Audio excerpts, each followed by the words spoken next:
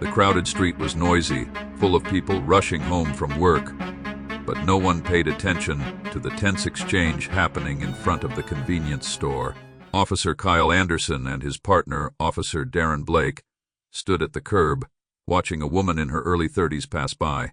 Her name was Sana Ellis, and she was just like everyone else, walking down the street after a long day of work. But to the two officers, she was just another black woman they could ignore. They didn't know her story, and they certainly didn't care. "Hey you," Officer Anderson called out, stepping in front of her. Sana froze. "Yes, officer." "Where do you think you're going, huh?" Officer Blake sneered, standing with his arms crossed. Sana took a deep breath, refusing to let the panic rise. "I'm on my way home, officers." "Funny," Officer Anderson said with a mocking grin. "We don't see you around here much. What's a woman like you doing walking these streets?" The implication was clear. They didn't think she belonged here, and just as Sana was about to respond, something in her chest tightened. Her heart was racing, but she knew she couldn't let them get to her. Don't forget to subscribe to Dark Side of Luna as we gear up for our 1000th episode. The journey's just beginning. Stay tuned. Sana took another deep breath, gathering her thoughts. "I'm just a regular person going home," she said calmly. Officer Anderson took a step closer, his voice dripping with mockery. "A regular person, huh? I don't think we've seen you around here before. What's your story, lady?" Sana kept her eyes steady on his, refusing to back down. "I don't owe you an explanation." Officer Blake stepped forward, a smirk on his face. "Oh, but I think you do." Sana felt her pulse quicken, but she didn't flinch. "I'm not doing anything wrong." "Then why are you so defensive?" Officer Anderson taunted, his voice full of arrogance. The tension in the air thickened. Sana's instincts told her this wasn't just about questioning. They were trying to provoke her. But then, something inside her shifted. She had a story. She had a reason to be here, standing strong despite their aggressive attitude. Sana squared her shoulders and looked both officers directly in the eye. "You really have no idea who I am, do you?" she asked, her voice unwavering. The courtroom remained quiet, all eyes glued to her, the air thick with anticipation. Maya stood tall, her hands gripping the edges of the podium, as she looked from one officer to another. The tension was palpable, and the room seemed to hold its breath as she slowly reached into her bag and pulled out a sealed envelope. "Your Honor, may I present evidence that will not only expose the corruption you've seen, but destroy the very foundation of it all?" Maya's voice rang out, steady and unwavering. The judge, still in disbelief, nodded reluctantly, signaling for her to proceed. Maya calmly opened the envelope, revealing stacks of photographs, official documents and recordings, proof of widespread police misconduct, far more extensive than anyone had expected. Each image painted a chilling picture of bribery, manipulation, and abuse of power. She placed them on the table, one by one, letting the evidence speak for itself. But what truly shocked everyone were the final pages she revealed, a series of secret communications between Officer Davis and the Chief of Police, detailing how they had intentionally targeted innocent civilians in a systematic operation designed to suppress certain communities. The room gasped, the implications enormous. "You've been hiding the truth from the people you promised to protect," Maya continued, her voice booming. "And now the truth will come to light." Before anyone could respond, the doors to the courtroom flew open with a loud bang. In walked the mayor, flanked by several federal agents. The mayor, who had remained silent throughout the proceedings, now stepped forward with a look of both admiration and disbelief. "We were wrong to stay silent," the mayor announced, his voice filled with regret. "And now we are here to ensure justice is served." The officers in the room exchanged worried glances as federal agents began to handcuff those implicated in the scandal. Officer Davis, his face pale, tried to speak but was swiftly silenced by the stern glares of his colleagues and superiors. Maya stepped back, her heart racing, but she remained composed. The battle was far from over, but she had won the first round. She had taken a stand when no one else would, and now, the people who once looked down on her were witnessing firsthand what true power looked like. The judge nodded in Maya's direction. "This court will be adjourned until further notice," he declared, his voice grim but respectful. As Maya walked out of the courtroom, the tension began to melt away. Outside, the cameras that had once been silent now erupted into a frenzy. Her story was no longer one of oppression. It was one of redemption, of standing up when no one else would, of breaking the chains of silence that had long plagued the community. Her phone buzzed with notifications, the calls of support flooding in from all corners of the country. She had become a symbol, not just of justice but of resilience, a voice for those who had been silenced for too long. But Maya knew this was only the beginning. Her battle was just starting. And as the night sky grew darker, she walked confidently into the future, ready for the fight ahead. As Maya stepped out of the courtroom, her phone buzzed again, but this time, it wasn't a notification from a friend or supporter. This one was different. It was a message from an unknown number.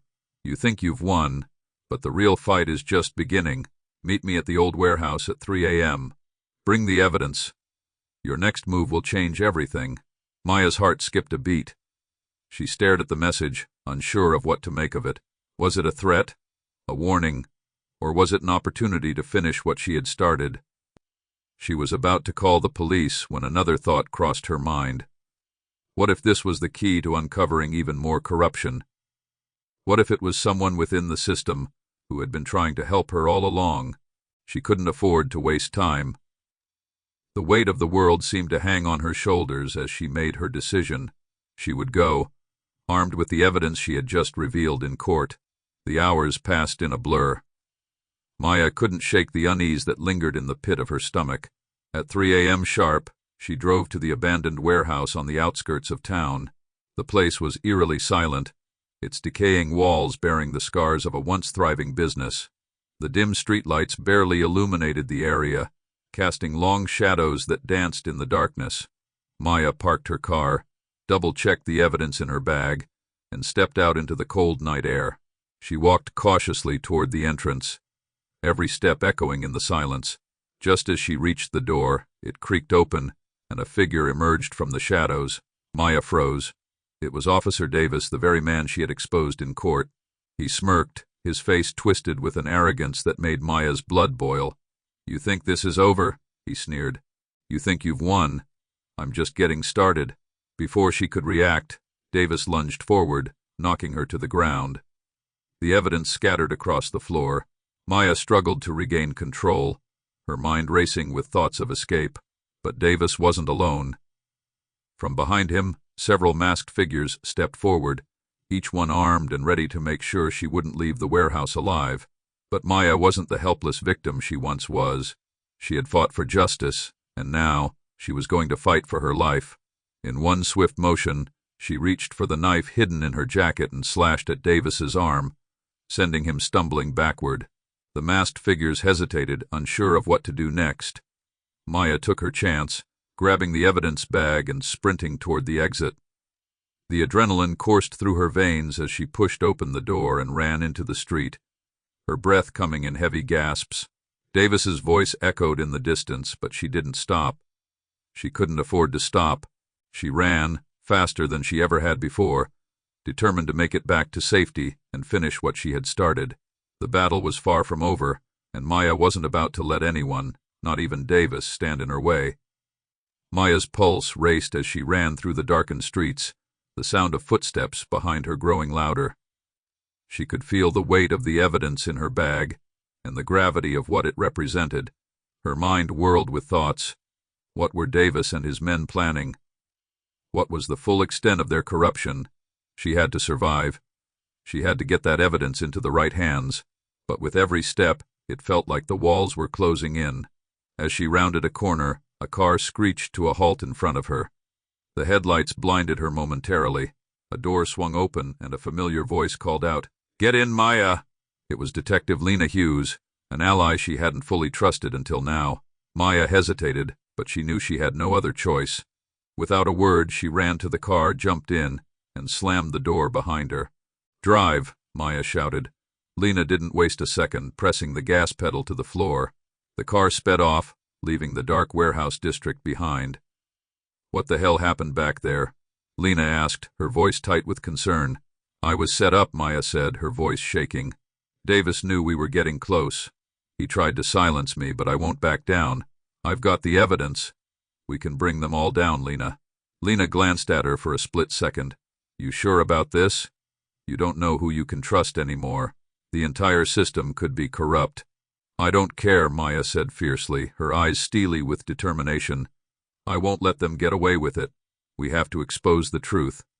But the drive wasn't as smooth as they had hoped. As they neared the safe house where Lena planned to hide out and analyze the evidence, Maya's phone buzzed. It was an anonymous text. You think you're safe now? Think again. This is just the beginning. We're coming for you. Maya's heart sank. The darkness was closing in again. They weren't just dealing with a few rogue cops. They were up against an entire network. A dangerous, powerful network that would stop at nothing to protect their secrets. Lena's grip tightened on the steering wheel as she glanced at Maya. We need to move fast. This is bigger than we thought. The car screeched to a halt at a hidden entrance. Lena led Maya through a series of back alleys into the old building, a safe house that had been used by those who dared to challenge the system before. The building smelled of mildew and age, but it was secure, at least for now. They locked the door behind them. As they stepped into the dimly lit basement, Maya set the bag down on the table and began pulling out the evidence. She had to make sure everything was sorted, every file, every detail. She could feel the weight of the moment pressing down on her. If this fell into the wrong hands, it would all be over. But just as she reached for a file, the door burst open. Before Maya could react, a figure in black rushed at her. It was Davis, and this time he wasn't alone. He smirked, his eyes dark with malice. You really thought you could win, didn't you? But this time Maya wasn't afraid. She had fought for far too long to let him win. The old Maya might have hesitated, might have been scared, but not anymore. Lena now, Maya shouted. Lena acted fast, grabbing the gun from under the table and pointing it squarely at Davis. The tension in the room was palpable, but Maya stayed calm, her heart racing with adrenaline. You don't get to destroy everything I've worked for, Maya said, stepping forward. You don't get to ruin lives and hide behind your badge anymore. This ends tonight. Davis lunged forward, but before he could reach her, Lena fired a warning shot, sending him stumbling back. The room fell silent, save for the ringing in Maya's ears. You're done, Davis, Lena said coldly, her voice unwavering. We have everything. Your time is up. Maya quickly locked the evidence into a secure storage box, and with one final look at Davis, they left the room, ready to take down the corrupt system. As they stepped out into the night, Maya knew this was only the beginning. The fight for justice would continue, and this victory would spark the change they had longed for. Make sure to subscribe to Dark Side of Luna. 1,000 episodes are on the way. The fight for justice isn't over yet, and you won't want to miss what happens next. Stay tuned for more incredible twists and turns.